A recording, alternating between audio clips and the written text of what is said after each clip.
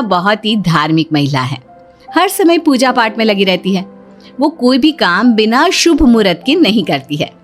शकुंतला अपने बेटे राज की शादी करवाना चाहती है, इसलिए वो पंडित जी के पास राज की कुंडली लेकर जाती है।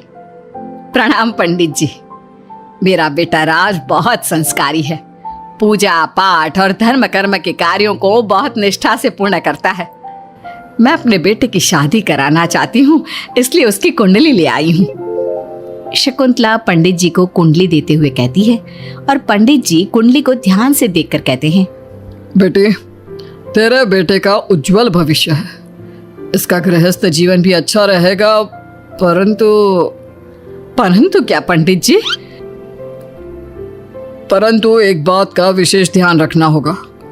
तुम्हें अपने बेटे की शादी उसी लड़की से करानी होगी जिसके गाल पर तिल हो।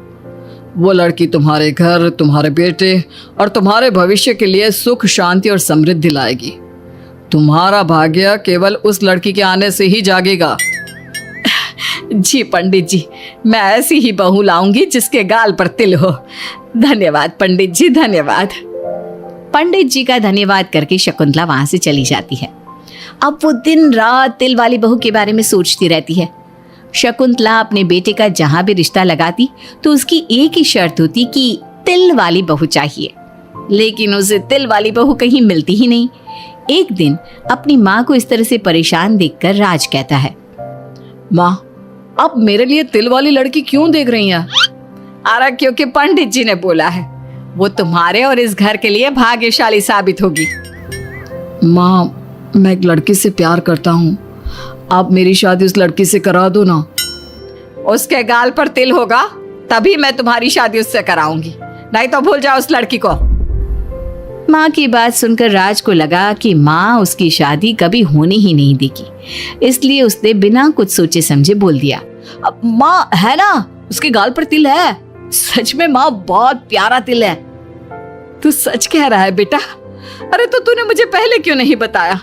जल्दी से मुझे उस लड़की से मिलवा दे। ठीक है माँ, मैं बात करता हूँ उससे। अगले दिन राज रोशनी के पास पहुंचा और उसे सारी बात बताई। रोशनी ने सारी बात जानने के बाद कहा, राज, तुमने माँ से झूठ क्यों बोला? मेरे गाल पर कोई तिल नहीं है। अरे मेरे पास कोई और रास्ता नहीं था रोशनी, उस समय मुझे जो ठीक लगा मैंने किया। अगर मैं ऐसा नहीं बोलता तो माँ मेरी शादी किसी तिल वाली लड़की से करा देती। माँ से इसे झूठ बोलना ठीक नहीं है।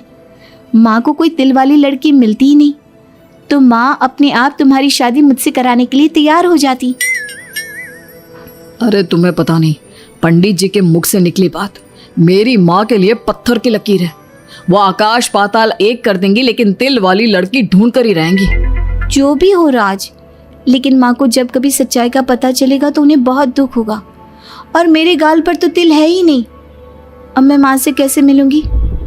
तुम अपने गाल पर काजल से एक तिल बना लो ना, बाकी मैं संभाल लूंगा। अगले दिन रोशनी ने ऐसा ही किया। उसने काजल से गाल पर एक तिल बना लिया। इसके बाद राज ने रोशनी को अपनी माँ से मिलवाया, और जब शकुंतला ने रोशनी को ध्यान से देखा तो उसके गाल का तिल देखकर बहुत खुश हो गई और दोनों का रिश्ता पक्का कर दिया। कुछ ही दिनों में शकुंतला ने राज और रोशनी की शादी बहुत धूमधाम से करा दी। बहू, राज, जल्दी बाहर आओ, एक खुशखबरी है। रोशनी और राज बाहर आते हैं। राज, देखा, मेरी बहू के भाग्य से घर में खुशी आने लगी। जिस जमीन का केस हम पिछले 10 साल से लड़ रहे थे ना, वो केस अब खत्म हो गया है। अभी अभी वकील साहब का फोन आया है, वो केस हम जीत गए हैं। माँ, ये तो बहुत अच्छी खबर है। ये सब आपकी मेहनत का फल है। आपने इस कोर्ट केस के चक्कर में बहुत मेहनत की है। अरे नहीं बेटा, ये तो मेरी तिल वाली बहू के भाग्य से हो रहा है। पंडित जी ने बिल्कुल सही कहा था। शकुंतला रोशनी को बहुत प्यार करती है, लेकिन रोशनी के मन में दुख होता है। वो सोचती है, माँ मेरे झूठ को सच समझ रही है। अगर माँ को ये पता चल गया कि ये तिल नहीं काजल है तो उन्हें कितना दुख होगा। मैं आज ही राज से बात करूंगी कि वो माँ को सारी सच्चाई बता दे। शाम को राज घर आता है तो रोशनी राज से कहती है, राज, हमें माँ को सारी सच्चाई बता देनी चाहिए। घर में कुछ भी अच्छा हो